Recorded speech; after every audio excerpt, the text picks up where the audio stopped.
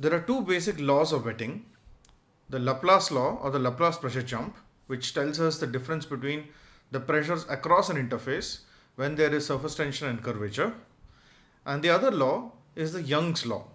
The Young's law relates the contact angle at the wall to the three interfacial energies that are present in a problem when we are in a partial wetting regime. Now, what we want to do in this lecture is to come up with a general consistent approach to derive both these laws in one go, and we will do this using the principle of energy minimization that we have seen in some of the previous lectures. The analysis will be similar to what we had done for the case of a static meniscus, where in the case of a static meniscus, the goal was to determine the shape of the meniscus. But the goal here is not to determine the shape of the meniscus, but to just derive an equation for the shape of the droplet. Not the meniscus, the shape of the droplet. Right? And in the process, we will basically derive the equations for fundamental equations of capillarity, that is the Young's law and the Laplace law in one go. So the idea is the following. We have a droplet and we want to minimize its total energy with the constraint that the volume is held fixed. Now, unlike in the previous lecture where we knew the shape of the droplet, because we had said that in the absence of gravity, we have a spherical cap, and therefore we were able to do an energy minimization a lot easily. Here we will not assume any shape of the droplet, but instead we will define the shape in terms of a height function, where height is basically the height function is the height of the droplet at any given location from the horizontal surface. And then we will write down a general energy functional, and then we will use a variation approach to derive the Young-Laplace equation and the Young's equation. So let us proceed by looking at a schematic view of the droplet. I have a three-dimensional view of the droplet on the surface, and a two-dimensional view of the same thing can also be shown here.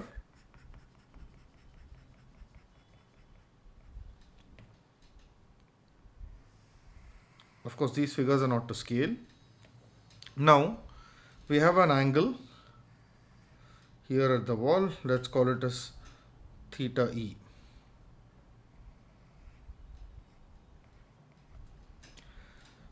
Further, we will choose a coordinate system in such a way that Z is pointing upwards.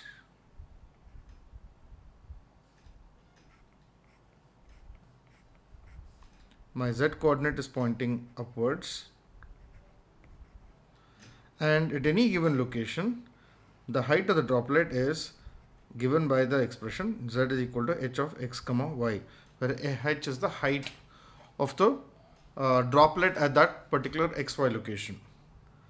Now, let's first write down the surface energy of the sessile drop for the finite contact angle.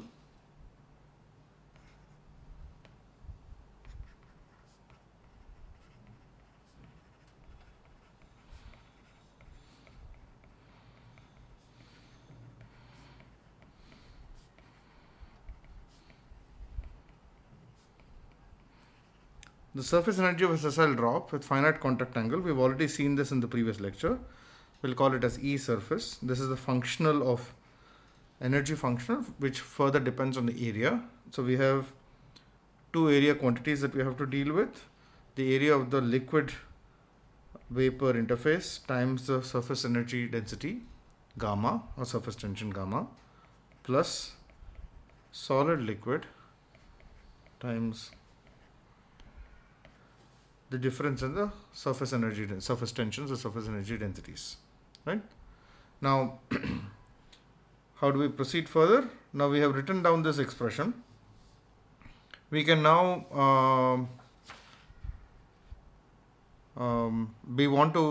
the idea is that once we have this equation, we can write down the variational derivative, and we set the variational derivative to 0. But before we do this, we have to write this expression in integral form. Written in integral form, we simply get E surface of A becomes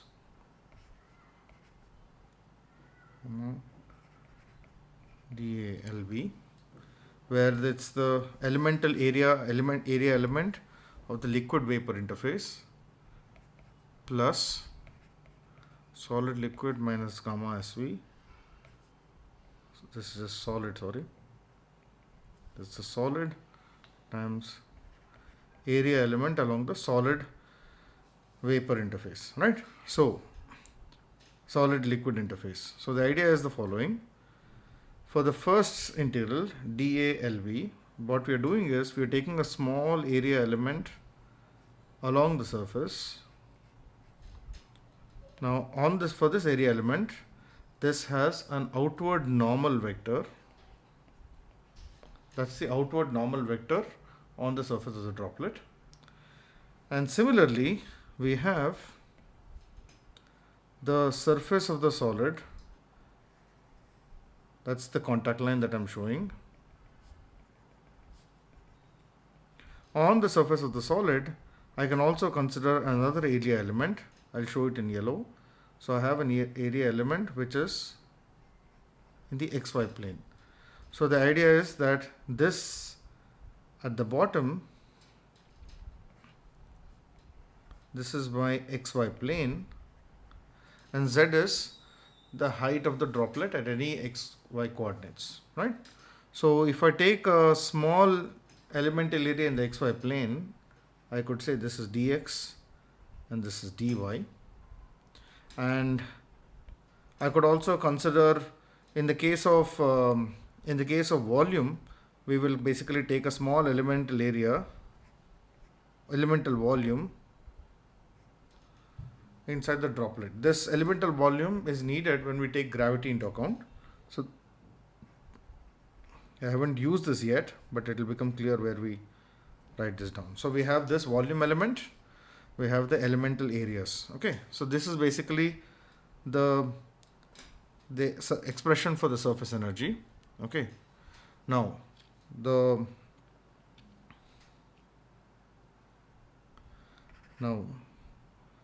we seek the minimum of this functional for a fixed volume. Let's call that fixed volume V of the drop.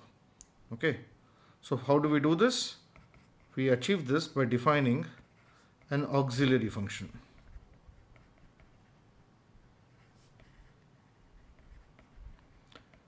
For those students who may not be familiar with the auxiliary function, please look at the lecture on method of Lagrange multipliers, which is what I'm going to use now. So we'll call the auxiliary function as J, which is a function of A. This is E surface of A minus lambda V, right? So now what is this J? J is also the Gibbs free energy.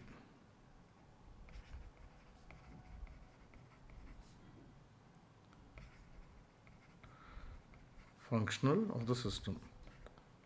This is the Gibbs free energy function of the system. Now we want to include gravity as well.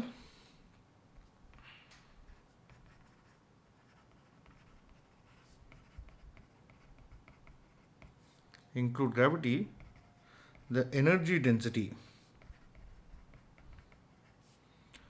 Energy density is nothing but energy per unit volume. Energy per unit volume of the gravitational energy. What is it? It is just rho g z. That's the energy density. Why is this the energy density? At any given position, if I take a small volume element dV on this left panel that you can see, the total potential energy of that system would be mgh, where m is basically density times dv, that is the mass or mass, times g times the height z. I forgot to mention that for me gravity is pointing downwards. Okay, so this is a sessile drop, not a pendant drop. This is a sessile drop. When we invert the sign of g, it becomes a case of a pendant drop. A pendant drop is a drop which is hanging from a surface, or it could be hanging from a needle. That's a pendant drop. So now that we have this energy density, we'll call this energy density as we have this energy density, so let's first write down the functional. Now the functional with gravity essentially becomes E surface of A plus Eg of A minus lambda V. Okay. Now what is this Eg of A? This Eg of A is a volume integral. It is rho g z dv, right? And what about this volume integral that we have here? This total volume is nothing but integral of dv, right? So we can now combine them, the last two terms, to write down the expression for the surface energies would be like this: gamma times dA liquid vapor interface, that is the surface of the droplet exposed to the air above, plus an integral over the solid surface where the drop is covering the wetted area, that is dA solid liquid interface, plus I can combine the last two terms, rho gz minus lambda of dv. Right. So one of the goals of this this lecture, or one of the goals of this discussion, is to also determine what is this Lagrange multiplier lambda. Does it actually have a physical meaning? We will find out that there is an exact physical meaning, and when you see the final result, you will see that it's a rather intuitive result that we've got.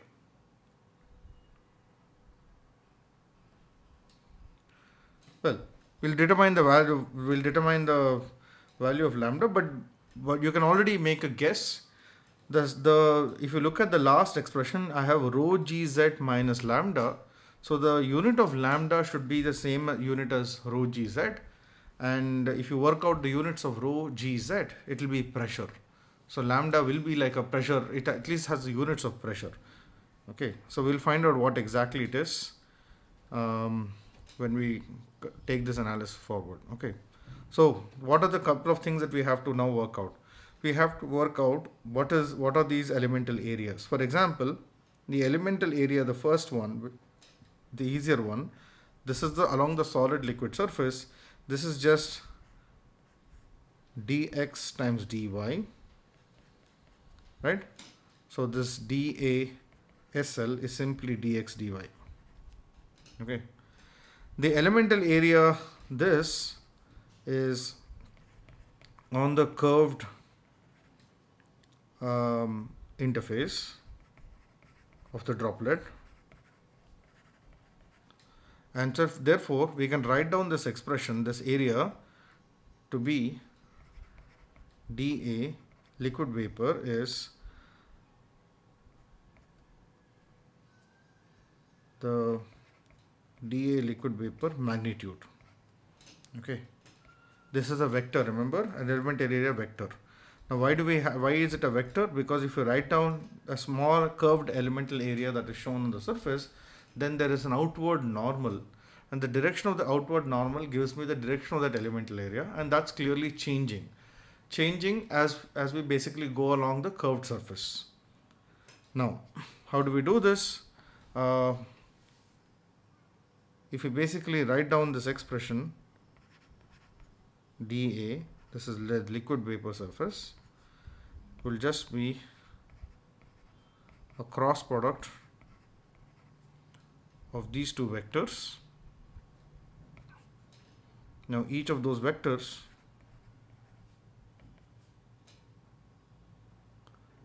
further can be written like this.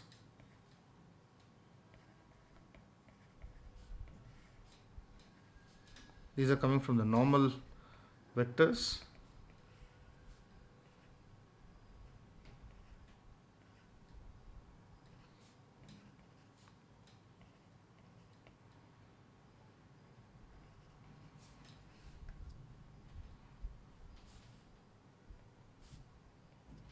So here hx is nothing but del h by del x, and hy is del h by del y, and therefore I can now write down the area of this quantity as this a cross product, that is I j k dx 0 hx dx 0 dy hy dy, and this is nothing but, I'll do the simplification, I have minus hx dx dy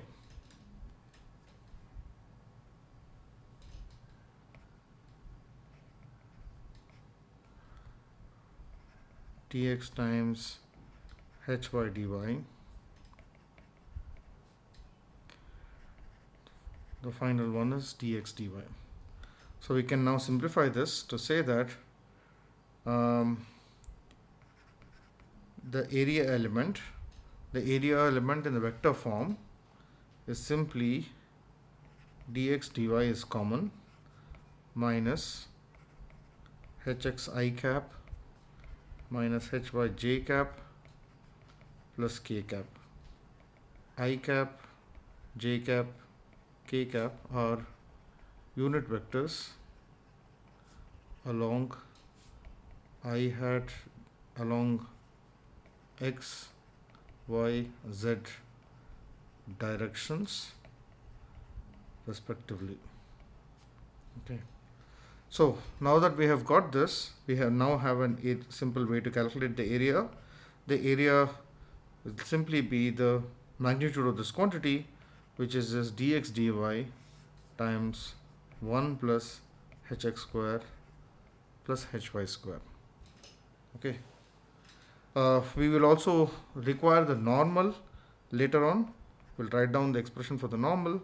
It's just dA liquid vapor divided by magnitude of this quantity, which is just minus hx I hat minus hy j hat plus k hat divided by square root of 1 plus hx square plus hy square, right? So now we have some of these quantities, and let's look at the last quantity. Okay, the last quantity is dv, and dv is nothing but dx dy dz, right? So this is the last one is an integral over the volume. The first one is an integral over the liquid vapor interface. The second one is an integral over the solid liquid interface, and finally we have a volume integral. Now what we want to do is we want to convert this volume integral into an area integral. How do we do this? We can straight away look at the last one.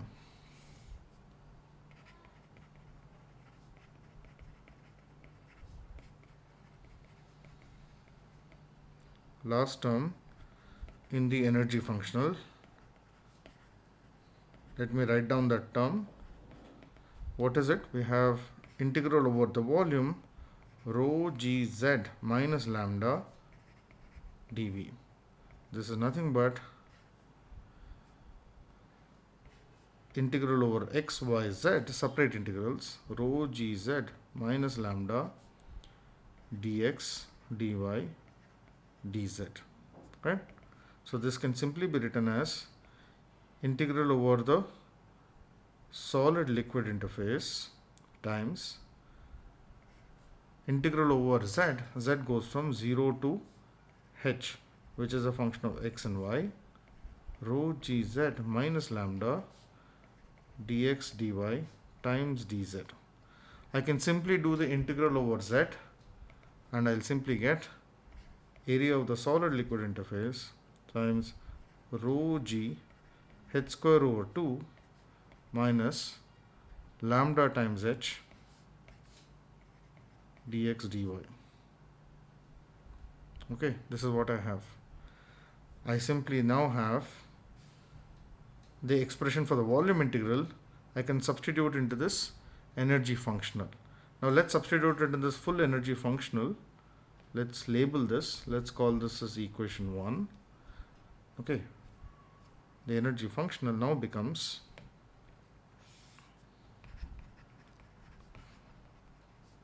final form of the energy functional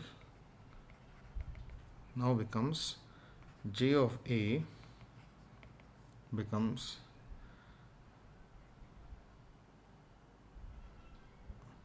integral of gamma times A liquid vapor interface. That liquid vapor interface is now square root of 1 plus hx square plus hy square, right? This is a double integral because it's over the we'll come to that, but it's an area integral plus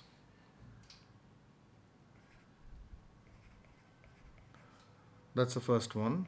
Then we have gamma solid liquid minus gamma solid times dx dy, right? Again area integral, and finally we have an area integral over the solid liquid interface. Note that in some cases I write double integral, in some cases I write single integral. These are, I'm doing this, I'm not doing this rigorously, but it's understood that whenever I'm writing dx dy, it's an area integral. So now I want to emphasize that this area integral, first one, all the area integrals are over the ds dy. So they are basically over the solid liquid interface. So in other words, I can simply write this energy functional. If you notice all the expressions here, it's a function of three variables. The height h, its partial derivative with respect to x, its partial derivative with respect to y. This quantity is a double integral dx dy over gamma times 1 plus hx square plus hy square plus gamma solid liquid minus gamma solid plus half rho g h square minus lambda h. This is my final expression that we have got for the energy functional.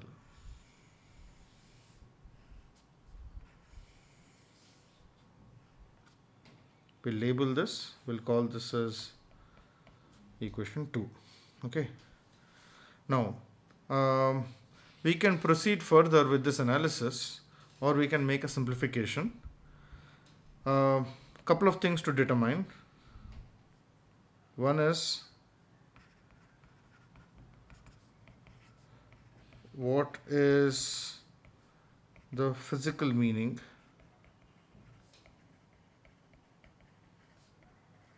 of lambda. That's the first goal.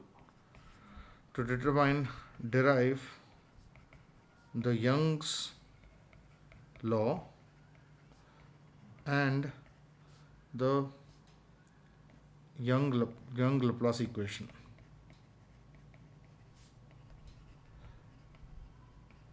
Okay, and we will see that this is automatically connected to the expression for the Laplace pressure jump as well, or the Laplace law. Okay. Now, what we will do further before we take it up in the next lecture is we will do some simplification here to keep the analysis simple and reduce notational effort. just the effort to write it down, but the analysis is straightforward. We will restrict ourselves to 2D.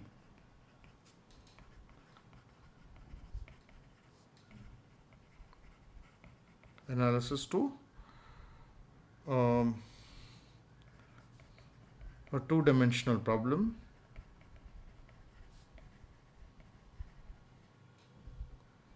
Okay. So in 2D, the interface depends only on the spatial coordinate hx.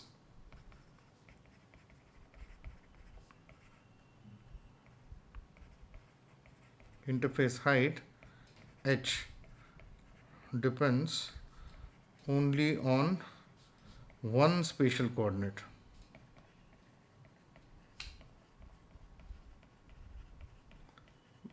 So in other words, this height h is simply hx, okay, and hy is 0, okay. There is no variation in the y direction, and therefore in 2D case, the energy functional that we have above just simply reduces to j, which is now a function of two variables rather than three variables. Essentially, I have an integral dx gamma 1 plus hx square plus solid liquid minus solid plus half rho g h square minus lambda. This is what I have, right? Now, what is this integral going from? Let's consider a situation as follows. Let's consider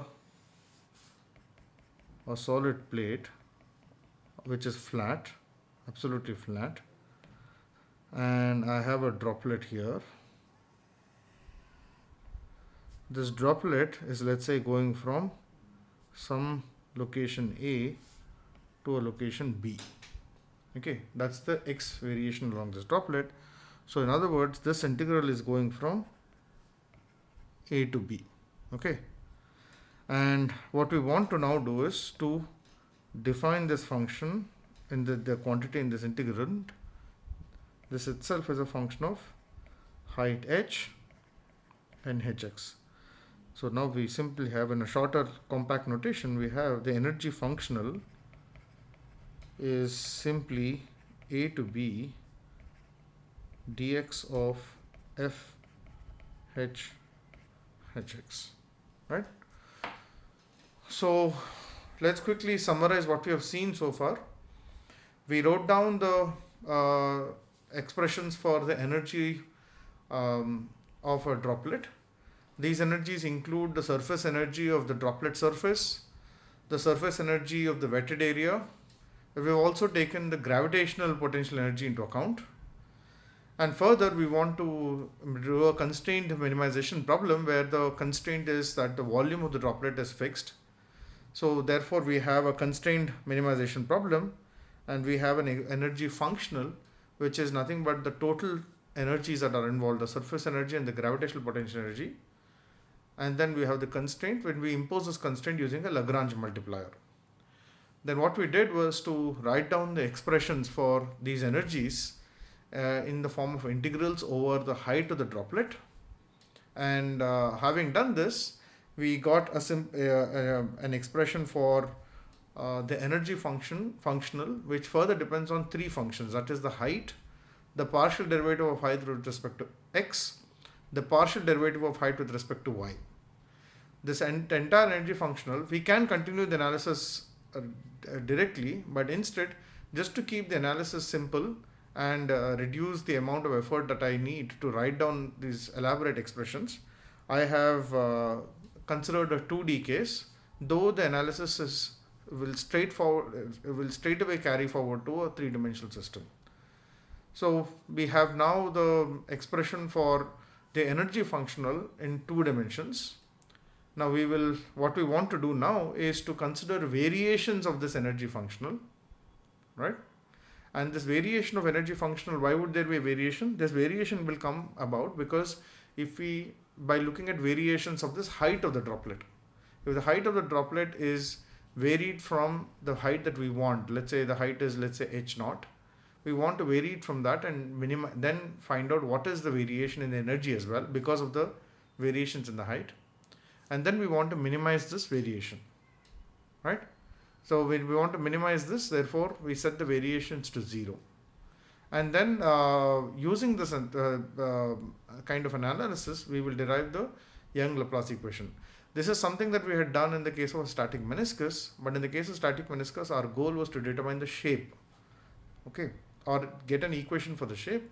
We are also doing the same thing here for the case of a droplet. Okay, I'll see you around in the next lecture. Thank you.